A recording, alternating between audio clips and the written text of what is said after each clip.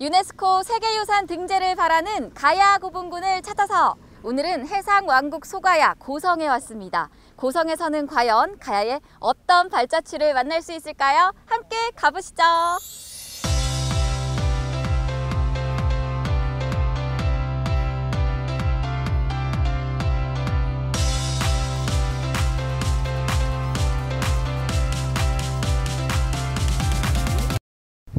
고성에서의 첫 번째 목적지는 송악동 고분군인데요. 선생님, 고성에도 고분군이 많은가요? 예, 고분군이 꽤 있죠. 그 율대리, 내산리, 용당리 뭐 이런 쭉 있는데 이번에 유네스코 세계유산 등재를 추진하는 거는 바로 요 뒤에 있는 이 송악동 고분군. 대표적이고 가장 크고 뭐 이러니까 상징적이기도 하고 그래서 그렇습니다. 근데 다른 고분군에 비해 무덤이 많아 보이진 않아요. 그렇죠. 이게 말하자면 송악동 고분군의 가장 큰 특징 두 가지 가운데 하나이기도 해요. 그렇게 많지는 않습니다. 물론 이게 보이는 전부 다는 아니고 안 보이고 없어진 것도 있겠지만 그렇게 많지는 않습니다. 그게 큰 특징 중에 하나라고 그래요. 보이는 것이 많지는 않지만 무수히 많은 이야기를 담고 있을 것 같은데요. 선생님, 제가 듣기로는 이 송악동 고분군이 정말 다양한 외래 문물 관련 유적이 나왔다라고 들었거든요. 예, 이 고성이 갖고 있는 굉장히 큰 특징인 것 같은데, 이제 이 고성은 이제 바다로 쭉 삐어져 나와 있는 반도형 지형이거든요. 그래가지고 이제 동쪽은 이제 당항만으로 해서 들어오고, 서쪽은 이제 고성만으로 해서 들어오고, 그래가지고 여기서 만나가지고 큰 이제 국제 교역이 이루어지는 그런 자리였다고 그래요.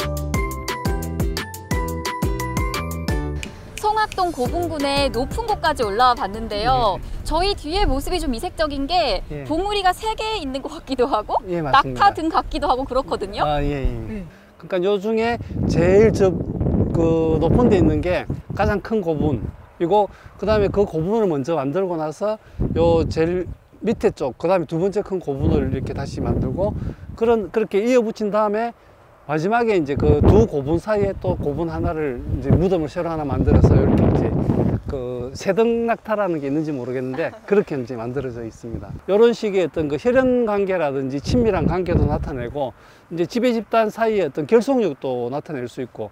송악동 고분군을 두고 일본 사람들이 자기네 무덤이라고 주장했다고 하는데 왜 그런 걸까요? 진짜 그렇는가 해가지고 이렇게 다 이제 발굴을 해봤거든요. 그랬더니 그거하고 전혀 무관하다. 아까 말씀드렸던 아까 이야기했던 것처럼 이제 새 무덤을 이어서 붙인 어떤 이런 거고, 특히 이제 제일 큰 무덤 같은 경우에는 일본하고 형식이 다르게 이제 크게 먼저 무덤을 만들고 그 한가운데에 가장 중심되는 인물을 매장한 다음에 시대를 두고 그 가래에 돌아가면서 10개 정도 따로 무덤을 썼다. 이런 면에서 이제 다른 가야에서도 보이지 않는 굉장히 독특한 형태로 만든, 일본에는 전혀 없는 그런 독특한 형태다. 이게 이제 증명이 됐던 거죠. 그럼 발굴을 통해서 논란을 잠재운 것이네요. 그렇죠. 그렇게 해가지고 일본의 어떤 전방 후원 분설이라든지 이런 것들을 깨끗하게 잠재워 버린 거죠.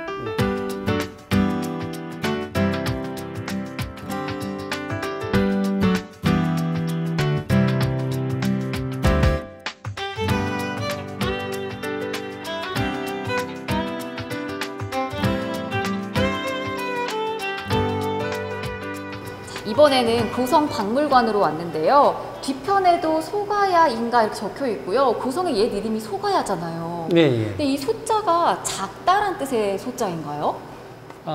예. 여기 이제 잘 이야기를 해놨는데, 이제 고성의 옛 지명 가운데 소가야라는 지명은 그 중에 하나일 뿐이에요. 그리고 이제 그런 뜻으로 쓴 거는 상공유사, 일현스님의 상공유사 하나에만 나오고, 나머지는 싹 다 고자 계열이에요. 이제 고자국, 고차국, 여기 이제 적혀 있는 것처럼 고삼이국, 뭐 이런 식으로 쭉 나오는데, 곧다, 굳다, 이제 요거를 나타내는 한자말, 이런 식으로 보면 될 것 같아요. 고자가 이제 그 굳을 고자잖아요. 그 다음에 그 이제 산성할 때 성인데, 고성의 별명이 또 철성이에요, 철성. 그 쇠 철자에다가 이제 철성을 하는데, 그것도 이제 쇠는 단단하고 굳은 거잖아요. 그 이제 옛날부터 굳은 땅, 그 다음에 이제 반도처럼 고든 땅, 뭐 이런 뜻으로 이제 생각을 하면 될 것 같고.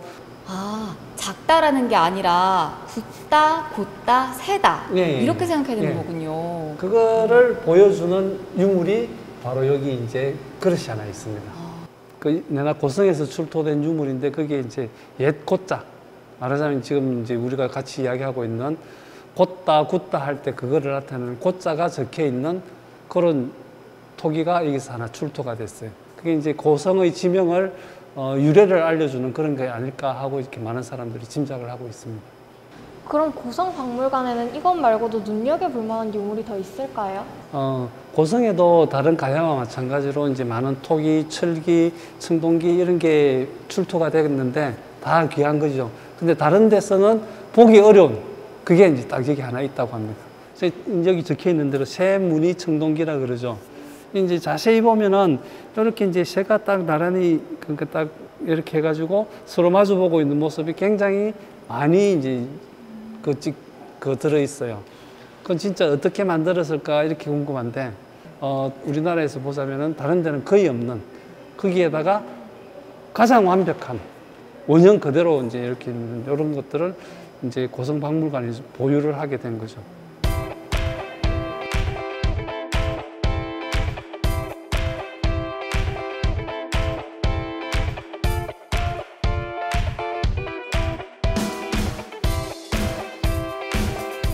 저희가 이번에는 내산리 고분군으로 왔는데요. 이곳은 송악동보다는 규모가 좀 작은데 예. 어떤 분들이 묻혀 있는 건가요? 예. 송악동 고분군은 이제 말하자면 이 고성군 일대 전체를 다스리는 사람이었고, 말하자면은 또 여기 이제 내산리 고분군에 묻힌 사람들은 당항만 일대 거기 이제 사람들이 드나드는 배를 타고 드나드는 그 앞을 지키는 장군들, 수문장들의 무덤이니까 임금과 장군, 그 밑에 장군 이런 정도로 생각하시면 될 것 같습니다.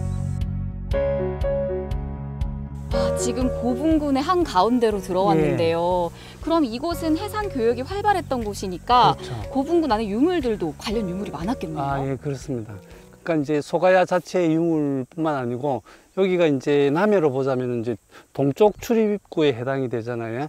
고성이 이제 있고 동쪽이 이렇고 이제 서쪽은 이제 고성만으로 해서 이제 또 다르게 연결되는데, 동쪽에는 말하자면 신라, 외, 이제 이런 게 있고 또 육지를 통해 가지고 대가야하고도 연결되는데, 어떤 이런 이제 고성 자체뿐만 아니고 그 다음에 이제 대가야의 유물이라든지 신라계 유물도 많이 나왔어요. 또 재미있게도 이제 일본 동쪽에 있는데도 일본계 유물은 거의 많이 발견되지 않았다고 합니다. 고성과 영산이면 지금으로 쳐도 상당히 먼 거리인데요. 예. 당시에도 교육을 했다니 정말 신기하네요. 예, 그렇습니다. 특별하게 좀 연관이 있는 것 같습니다. 그럼 고분군은 옛날 무덤인데 원래부터 이런 모습이었나요? 더 많아진 것 같기도 하고. 예, 옛날 이제 세월이 흐르면서 이제 이렇게 수북하게 쌓아놓았던 게 이제 내려가는 건 이제 좀 당연한 일이겠죠. 안에 이제 그 관이 상하면은 그대로 푹 꺼지기도 하고, 그래가지고 평평해진 이런 경우가 많아요. 근데 여기 바로 보면은 앞에 무덤하고 요 뒤에 무덤하고 이제 보면 바로 차이가 나는 게 좀 있어요. 여기는 짠디가 자연스럽게 이제 이렇게 입혀져 있다면은 이쪽은 보면 짠디를 심은 것 같아요. 그렇네요. 예.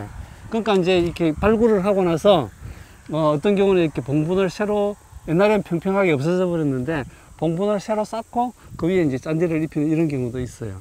그럼 계속 더 늘어날 수도 있나요? 내년에 오면은? 그렇죠. 지금 여기 원래는 여기가 무덤이 100개 넘게 있었다고 그래요. 근데 지금 확인된 거는 60개 정도밖에 없으니까, 만약에 나중에 땅속을 발굴을 해봐 가지고 더 있으면은 이제 복원한다고 해가지고 이렇게 또 더 무덤을 만들어서 100개가 가까이 될 수도 있죠.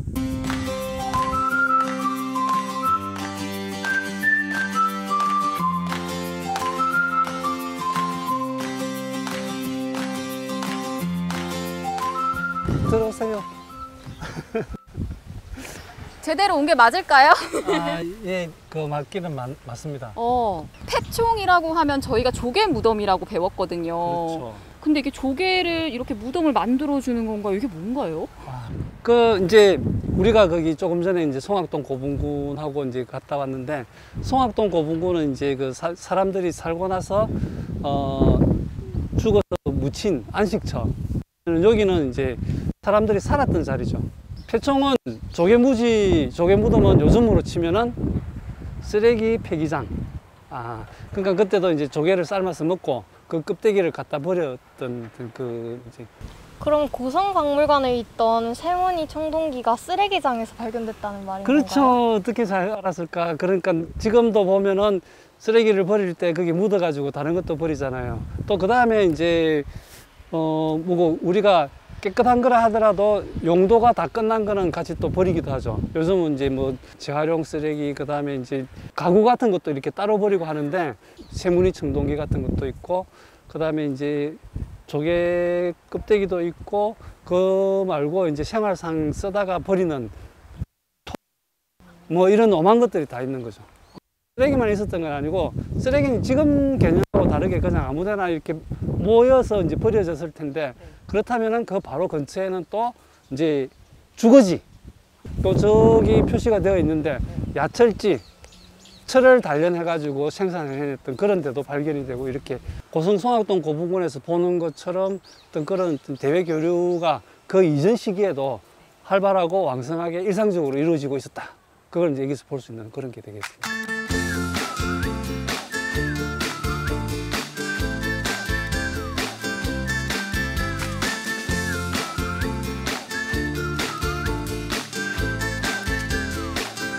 해상 왕국이었던 고성, 그 이름에 걸맞게 이번에는 바다가 훤히 내려다 보이는 곳으로 왔는데요, 선생님. 예. 여기에는 어떤 유적이 있는 건가요? 예, 여기가 이제 말림산 토성이 있는 자리입니다. 요 왼쪽이 야트막한 산인데, 그 산을 삥 둘러서 흙을, 지금은 그 숲이 우거져서 안 보입니다만은 흙을 10m, 20m 정도 너비에다가 한 4, 5m 정도 높이로 이렇게 삥 둘러가면서 성을 쌓은 데가 여기 말림산, 저쪽 말림산 토성입니다. 그럼 토성은 왜 여기 있는 걸까요? 성은 원래 방어용이잖아요. 그런 이제 방어용이면 입지가 좋아야 되는데, 저 바다가 일제강점기 이전만 하더라도 여기 이 안에까지 저기 해가지고 고성 중앙고등학교를 지나서 군청 앞에까지 바다였다고 그래요. 그러니까 저 건너 고성의 본토 건너편에 이제 말림산 토성이 있는 거죠. 그런 이제 방어용, 그 다음에 견제용, 뭐 이런 식으로 이제 있어가지고 이 안에 있는 고성 본토를 지켜주는 이런 역할을 하게 된 것 같아요. 그럼 이 토성이 발굴되기 시작한 건 언제부터인가요? 예. 그 이제 아직 역사가 많이 쌓였으면은 많은 유물들이 나왔을 텐데, 여기는 토성 전체를 다 발굴하지도 않았고 일부만 발굴했는데, 그것도 2020년 지난해에 이제 발굴이 시작됐다고 그럽니다. 우와, 불과 지난해부터 발굴을 시작했다면 앞으로 더 무궁무진한 역사를 만날 수 있을 것 같은데요. 예, 그렇게 해가지고 이제 방어유적, 생활유적, 그 다음에 고분유적, 이런 식으로 해가지고 어떤 고성의 이 전체 도성의 규모가 이제 밝혀질 날이 얼마 곧 이럴 것 같습니다. 우리 말림산 토성의 발굴과 함께 가야사의 역사가 더 풍성해질 것 같은 기분이 듭니다.